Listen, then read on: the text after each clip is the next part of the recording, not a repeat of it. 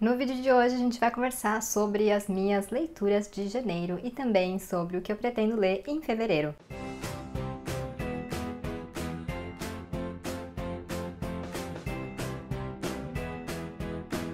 O primeiro mês do ano chegou ao fim. Hoje, então, vim aqui contar pra vocês como eu comecei o meu ano de leituras, né? E também falar sobre o que eu pretendo ler nesse segundo mês do ano. Antes da gente começar, vou pedir pra você se inscrever aqui no canal, caso não seja inscrito, pra curtir e compartilhar esse vídeo, porque ajuda bastante na entrega do conteúdo, e também vou agradecer aos membros do Clube da Manita. Bom, então, vamos lá. Foi um mês produtivo, eu acho, assim, eu tive um momento ali em que eu fiquei um pouco bloqueada, a gente vai chegar lá, mas superei, mas eu fiquei bem feliz com o meu desempenho, e não só pela quantidade de livros que eu li, mas porque eu consegui ler coisas que já estavam há um tempo aí na minha lista de espera, enfim, a gente vai falar sobre tudo isso nos próximos minutos.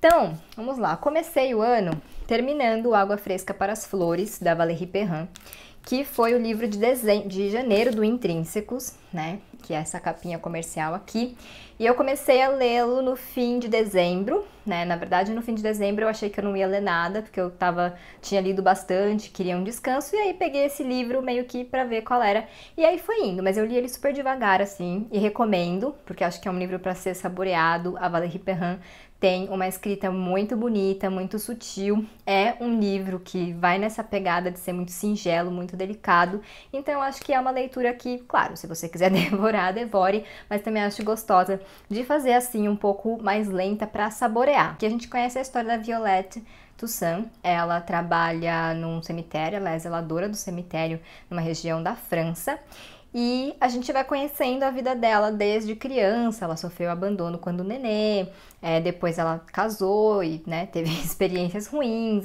aí ela teve filho e tal. A gente vai acompanhando tudo isso intercalado com o presente e também com recortes de histórias de outros personagens, né? Então esse é o plano geral desse livro, e essa história começa quando Julian Searle procura ela, né, porque a mãe dele morreu, e aí ela pediu, o último pedido dela era que as cinzas dela fossem depositadas no túmulo de um homem que ele não sabe quem é e que está no cemitério, né, em que a Violette trabalha.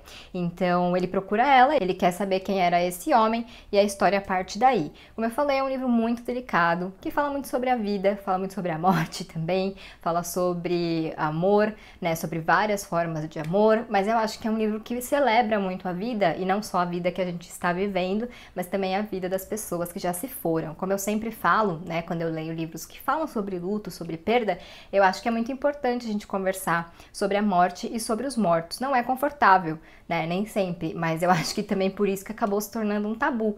Então eu acho que é um assunto, sim, que a gente tem que conversar mais, justamente para que seja menos assustador falar sobre isso e eventualmente passar por isso, né? Porque é curioso que a gente não converse abertamente, que a gente tenha tanto receio de conversar com algo que vai acontecer com absolutamente todo mundo, né? Então acho que esse livro é sobre isso também. Então fica aqui, quem não tem a edição do Intrínsecos, em breve deve sair a capa comercial, que é essa que eu mostrei, e já coloquem na listinha de vocês. Continuei o mês lendo Piranesi, da Susanna Clarke, que é um livro muito interessante, muito intrigante, completamente diferente do Água Fresca para as Flores, e é um livro para quem gosta daquelas histórias que dão um nó na nossa cabeça, né? Aqui a gente vai conhecer o Piranesi, né, ele vive na casa, e às vezes o outro, que é um companheiro também de exploração dele, né, da casa e das coisas que tem por lá, aparece para fazer companhia, mas ele tá quase sempre sozinho.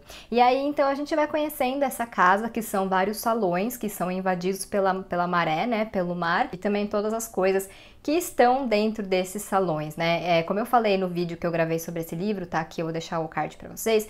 Eu tive dificuldade no início de visualizar tudo isso, mas valeu muito a pena eu me esforçar para visualizar a casa, para visualizar tudo que o Piranesi estava descrevendo, porque eu achei um livro muito metafórico, muito reflexivo, que faz aquela brincadeira com a gente de pensar sobre o que é real, o que é fantasia, o que aconteceu, o que não aconteceu, enfim, então foi um livro que eu gostei bastante. Como eu falei, tem vídeo aqui, né, no canal, para quem quiser saber mais, sem spoilers. Depois, continuei o meu mês com Hell House, do Richard Matheson, que é um clássico do terror, né? Esse livro aqui conta a história de uma casa mal assombrada, né? A Casa do Inferno, e de 4 pessoas que vão investigar o que está acontecendo nessa casa e eventualmente tentar acabar com o mal que existe lá. Essa é a premissa, aquela premissa bem clichê, né, de filmes de terror, de Casa Mal Assombrada, histórias de terror com Casa Mal Assombrada, mas esse aqui é um livro de 1971, então ele já é considerado um clássico, né, e eu realmente acho que vale muito a pena ler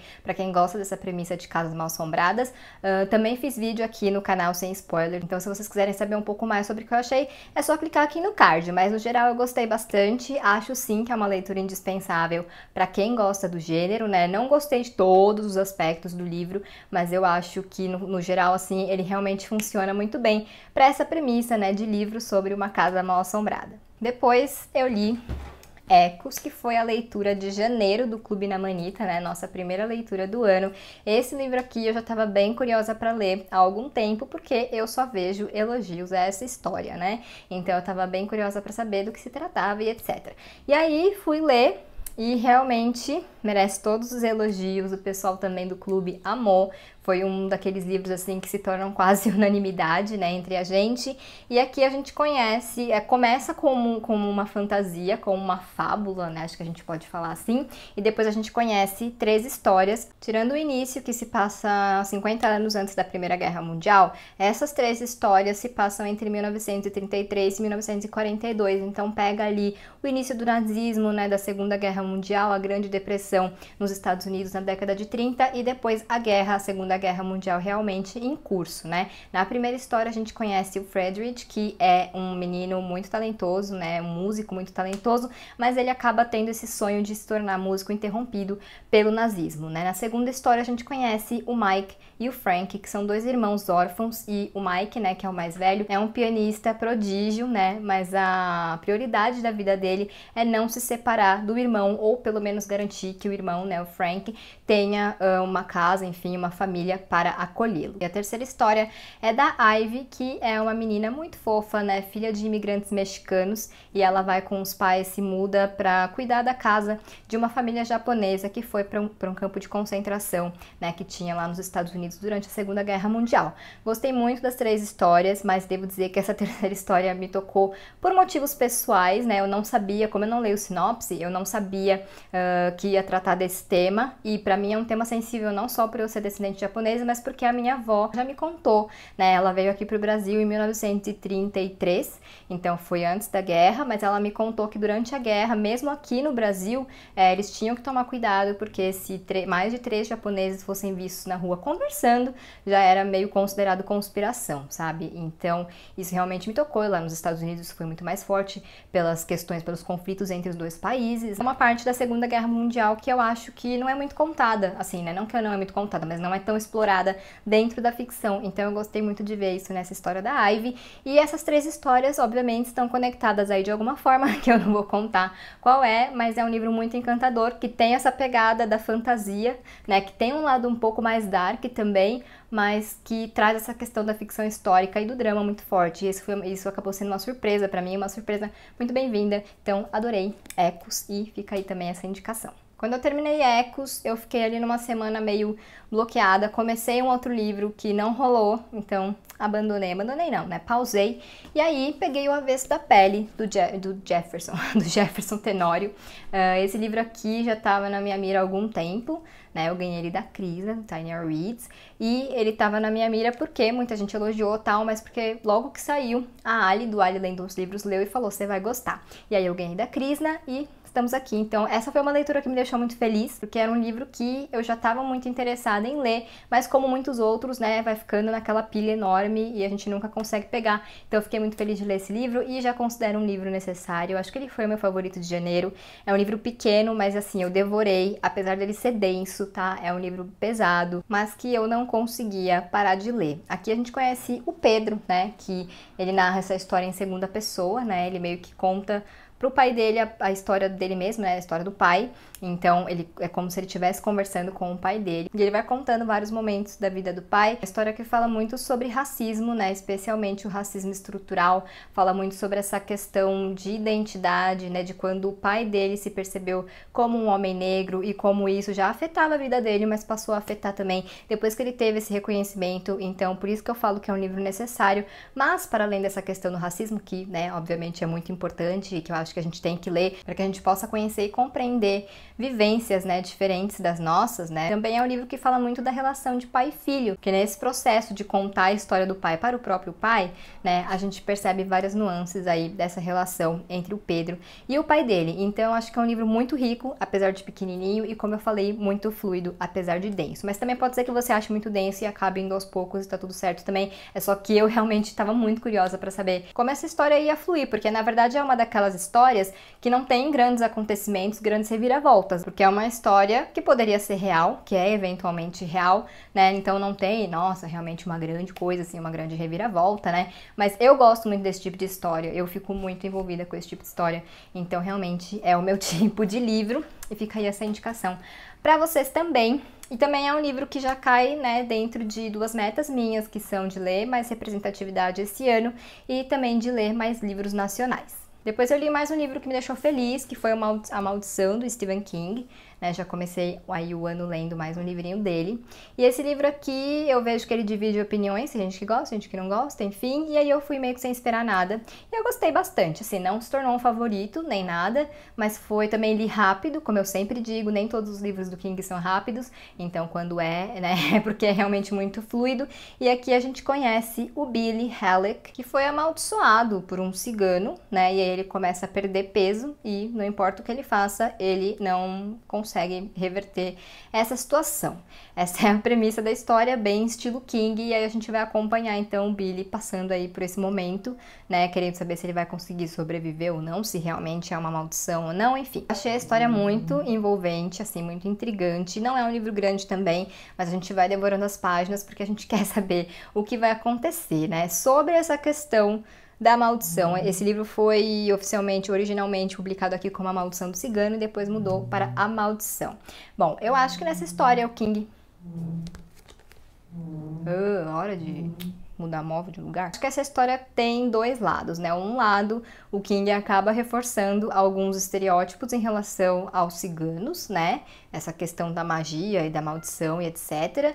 Mas, por outro lado, ele também contrapõe isso, né? Porque ele acaba falando um pouco sobre o estilo de vida dos ciganos e como eles são marginalizados e como eles são perseguidos e etc. E também dá uma cutucada ali na questão do homem branco, né? Então, eu achei que teve esses dois pontos aí que acabaram se equilibrando. Então tem esse lado não tão legal de usar esse estereótipo, mas talvez de uma forma realmente irônica, e esse outro ponto de mostrar realmente um pouco mais dessa marginalização, né, do povo cigano. Então, enfim, fiquei meio em cima do muro em relação a isso, mas como história eu achei bem legal, e assim, é um livro da década de 80, agora eu não vou lembrar exatamente o ano, então, né, já faz um tempinho, a gente também tem que levar isso em consideração. E fechei o meu mês com O Oceano no Fim do Caminho, do Neil Gaiman, que também me deixou muito feliz, porque é um livro que foge da minha zona de conforto, é um livro que estava na minha lista dos 35 livros antes dos 35 anos, então eu gostei muito de ter feito essa leitura agora. Bom, quem já viu alguns vídeos antigos, tá, eu já falei da minha relação com o Neil Gaiman, eu comecei lendo Coraline e eu gostei, mas eu acho que eu esperava mais, não sei também o que eu esperava, mas eu achei que eu ia gostar mais. Depois eu li Deuses Americanos e esse realmente não funcionou pra mim. Depois eu li Deuses Americanos em graphic novel e também não rolou, então acho que realmente é uma questão minha com essa história. Então o que acontece, como eu vejo o Neil Gaiman? Eu acho que ele é um autor muito bom, né? Essa fantasia, a forma como ele cria a fantasia e como ele leva a gente pra dentro dessa fantasia é incrível. Mas não é o tipo de história que conversa comigo. Eu realmente não sinto essa conexão. Eu reconheço que ele é um grande autor, mas eu não sinto essa conexão com as histórias dele. Então eu gostei de O Oceano no Fim do Caminho. Eu acho que desses três que eu li do autor é o meu favorito. E é isso, eu gostei. Até que me envolvi, assim, me senti envolvida, fiquei curiosa, é um livrinho bem rápido de ler, bem gostoso, mas continuo aí com essa sensação de que ele é um grande autor, mas que não necessariamente conversa tanto comigo, e tá tudo bem, né? Mas eu gostei muito de fazer essa leitura também, então essas foram as minhas leituras de janeiro. Como eu falei, eu fiquei feliz porque eu trabalhei, eu fiz, né, li o livro da leitura coletiva do Clube da Manita, li outras coisas que eu queria, que eu nem esperava ler agora, então foi um mês bem espontâneo nesse sentido, que é algo que eu tô buscando muito mais pra mim, pras minhas leituras, nesse ano de 2022. E para fevereiro, a minha TBR tem apenas um livro, o que é também maravilhoso. Esse livro é Matéria Escura, que é um livro que na verdade eu já li, né, do Blake Crouch, e que eu gosto muito, né? Eu gosto muito do trabalho do Blake Crouch. Eu li esse livro em 2017 e eu amei, fiquei fissurada, devorei, enfim, uma história muito intrigante, como eu sempre falo, gosto muito de como o autor mistura a ficção científica com outros elementos. Esse é um dos pontos que eu realmente gosto muito nas histórias dele, então tô bem animada para reencontrar essa história, que será a nossa leitura coletiva de fevereiro do Clube na Manita. Então, se você tem esse livro aí e quiser ler com a gente, vem aqui, dá tempo, porque a gente só começa essa leitura coletiva na próxima segunda-feira, no dia 7 de fevereiro. Então, se você quiser participar do clube e fazer essa leitura com a gente, a hora é agora, o link tá aqui na caixinha de descrição. Então, essa é a minha tímida TBR de fevereiro. Claro que eu quero ler muitas outras coisas, mas como eu disse, né, agora há pouco, eu quero mais espontaneidade nas escolhas das minhas leituras e etc. Então, eu tô tentando não ficar colocando coisas na lista e tendo que ticar, sabe? Tô realmente deixando isso para as leituras coletivas e leituras de trabalho, né? Mas de resto, eu quero realmente olhar ali para minha estante, ver o que eu tô a fim de ler naquele momento e ser feliz com essa escolha, né? Então, esses foram os livros que eu li no primeiro mês do ano. Como eu falei, fiquei muito feliz, né? Muito mais por essa questão da espontaneidade, de escolher livros que eu nem achei que eu fosse ler agora. Foi realmente muito satisfatório para começar o ano de 2022. Quero saber se vocês já leram algum desses livros ou se vocês têm vontade de ler, e também quero saber quais foram as leituras de vocês aí em janeiro. Então, hoje eu vou ficando por aqui. Se você não é inscrito no canal, se inscreve, por favor, curte, compartilha esse vídeo e a gente se vê em breve em um novo.